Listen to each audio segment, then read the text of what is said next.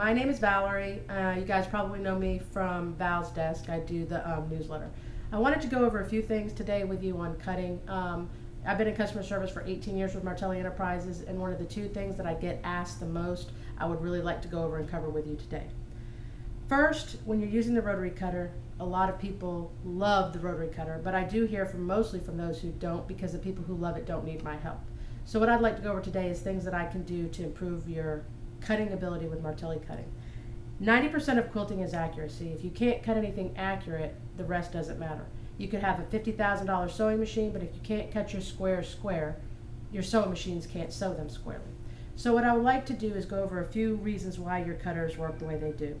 I get a lot of phone calls saying, I just opened my cutter and my cutter is skipping. If you do this, the reason for your cutter skipping is because you're not holding the cutter properly. You may be able to cut through one layer, you may be able to cut through 2 layers, 3 layers. You should be able to cut through 40, 30, 20 layers like butter. You can see the amount of fabric that I have here down and through. Down and through. You can see how many layers I've cut. I could count, but there's quite a few there. If you can't cut through that many layers, then you are not using the cutter properly. Now I'm going to show you what you need to do to change. Now when I see people cut that love the rotary cutter and they're cutting like this and they say, oh, I'm cutting properly, I know how to use it, I've watched all the videos. When you're cutting and your hand is like this, it appears to be in the correct position because it's what it looks like on film.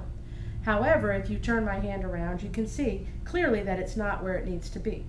When cutting with the rotary cutter, this needs to be fully in the palm of your hand with your finger over the blade, thumb to the side. When you turn your hand around, this is the way it should look. Sometimes if you need to learn how, because we're taught how to use our finger or our thumb. When we're cutting with a regular rotary cutter, we cut with our thumb or our finger. And because this is learned behavior, it takes time to unteach ourselves those ways. So what I like to do when I'm teaching somebody is to say, once this is in the palm of your hand, take your finger and your thumb off and push down. This forces you to push with the top palm of your hand and from here. If you have a car, this is your car, and let's say we didn't have anybody in it, it ran out of gas and we have to push it out of the road. We put our car in neutral and we get behind the car. We certainly wouldn't take our fingers and push that car out of the road, or our thumbs and push it out of the road. What we're going to do is take the palm of our hands here and here, because the power comes from here. We're going to put this on the back of the car and we're going to push. If you put that on your table in front of you before you cut, this will show you exactly where the power is coming from. My mom likes to say use a rolling pin, which is a great analogy as well. Because when you're using a rolling pin, you're going to hold on to that rolling pin. Not only are you pushing forward, but you're pushing down. You're pushing down and forward to roll that dough flat. That's the same pressure, same position. This allows you to get a clean cut the first time with no skips. Now, as we go on and we learn how to cut, and I hope you'll take this video and try it and test it, it's going to probably take you 10 or 15 minutes to get the hang of it to where you can be able to do what I just did easily. Now the next thing we talk about is that our mat's being chewed up. They'll buy it and say, well, my mat's chewed up and I've only had it for 6 months or a year. The reason our mats get chewed up is because the blade is perfectly straight up and down. It's like an egg. If you have an egg and you try to break it top to bottom, you can't break the egg. However, if you turn it sideways, you can break the egg. The blade works the same way. The blade is a straight up and down steel circular blade. If you push on the mat and you push down on your blade as hard as you can, the blade will not flex. However, the second we take that blade and we put it in a normal position that we cut in the center of our body, the blade absolutely turns as we cut in the center of our body. That's why it's always better to cut to the side of our body. But if we cut in the center of our body and we let that blade go at an angle, what's going to happen is now it's no longer straight up and down, but it's at an angle. And what happens with that blade is that blade tends to flex and bend. And as that blade flexes and bends, it chews into your mat. When we say a mat is self-healing, that means if your blade goes into a mat and we take the blade back out of the mat, the rubber comes back together.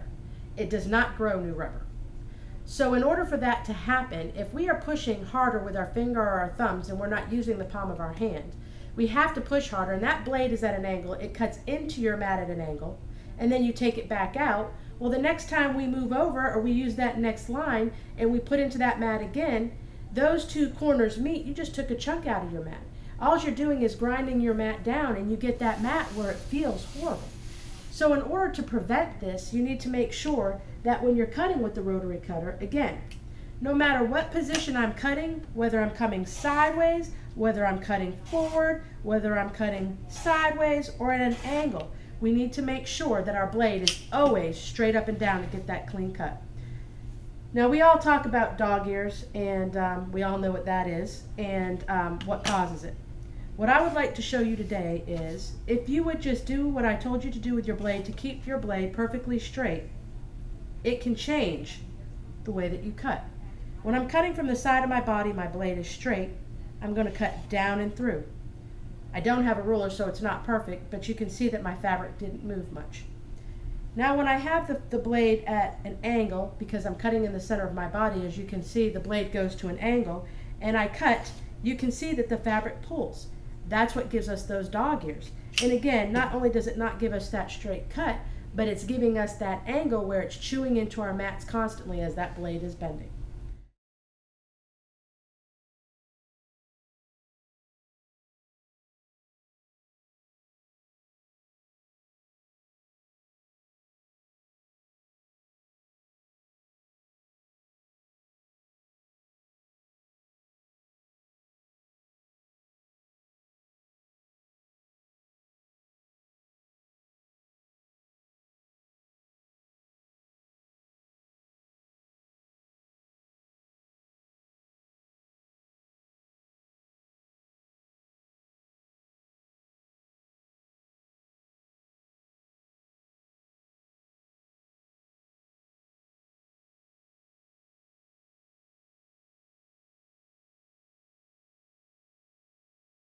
So my goal today is to teach you how to use the Martelli rotary cutter properly.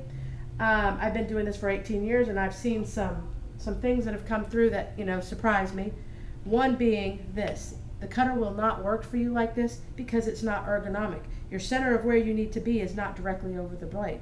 Your hand needs to be directly over that blade to give you that firm, clean, straight cut.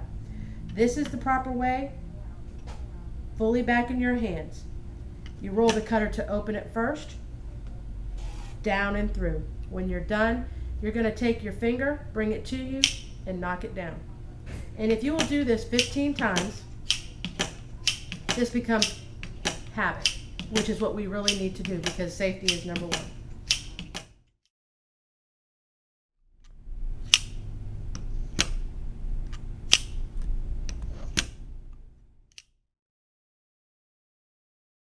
I do want to go over one more thing, however. If you have a problem with your cutter and you've been cutting the wrong way and you've been pushing extremely hard, the bolt, when you have your blade in there, rides on this center. And when you push harder than you have to do to get through the layers that you do because you're using the cutter inappropriately, the bolt will get a groove in it. If your bolt has got a groove in it, your cutter will become hard to push. It will stop. Your blade will get stuck in there and you will need a new bolt. So if you haven't been using the cutter correctly and you're having these issues, the bolt could also be the problem. And again, you can contact the office if you would like help with that as well.